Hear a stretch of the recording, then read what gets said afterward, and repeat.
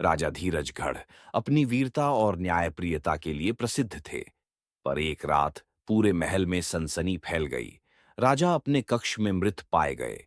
उनके शरीर पर कोई घाव नहीं था, फिर भी चेहरा भय और पीड़ा से विकृत था। दरबार में सन्नाटा छा गया। राजवैद्य ने बताया कि राजा की मृत्यु जहर से हुई है, परंतु भोजन में जहर नहीं मिला। रानी सौम्या को संदेह हुआ। उन्होंने गुप्त रूप से महल के सेवकों से पूछताछ करवाई और पता चला कि राजा की प्रिय अंगूठी 2 दिन पहले गायब हुई थी। रात में रानी ने राजा के कक्ष की तलाशी ली और तकिए के नीचे एक टूटी हुई अंगूठी पाई।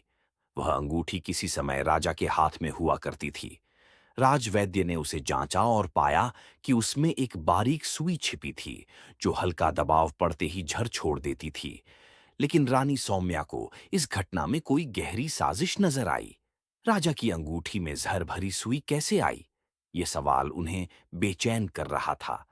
रानी ने गुप्तचरों को महल के हर कोने में तैनात कर दिया। कुछ ही दिनों में एक संदिग्ध नाम सामने आया, मंत्री वत्सराज, जो राजा के सबसे भरोसेमंद सहयोगियों में से एक था। लेकिन क्या सच में वही गद्दार था? रानी ने एक योजना बनाई। दरबार में घोषणा हुई कि राजा की हत्या की गुप्त जांच पूरी हो गई है और दोषी को जल्द ही दंडित किया जाएगा। ये सुनते ही मंत्री वत्सराज घबरा गया। उसी रात वह महल की गुप्त सुरंग से भागने की कोशिश करने लगा, लेकिन सैनिकों ने उसे रंगे हाथों पकड़ लिया। पूछताछ में मंत्री ने कबूल किया कि उसने विदेशी शत्रुओं से साठ गांठ कर राजा की हत्या की थी। उसे मृत्युदंड दिया गया।